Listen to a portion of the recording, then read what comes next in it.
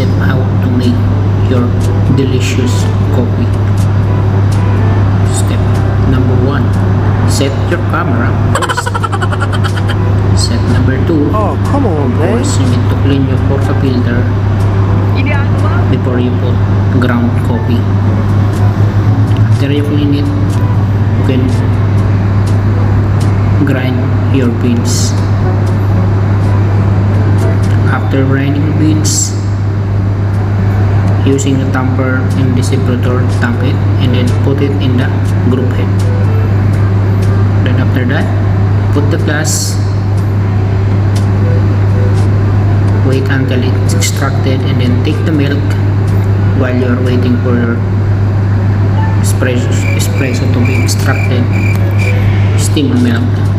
First, purge water from steam 1, clean it, return the towel, and then steam.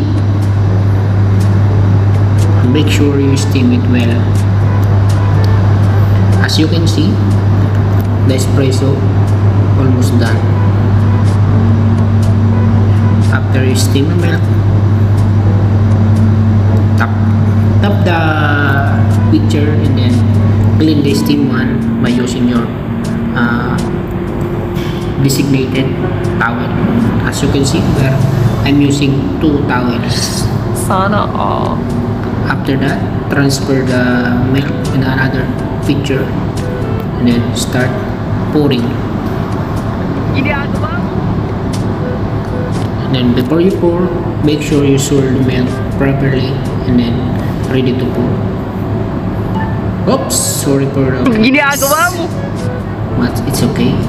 Oh, come on, man. After that, slowly pour and make a good latte art. And then, that's it. You have your delicious coffee. Wow! Give me thumbs up.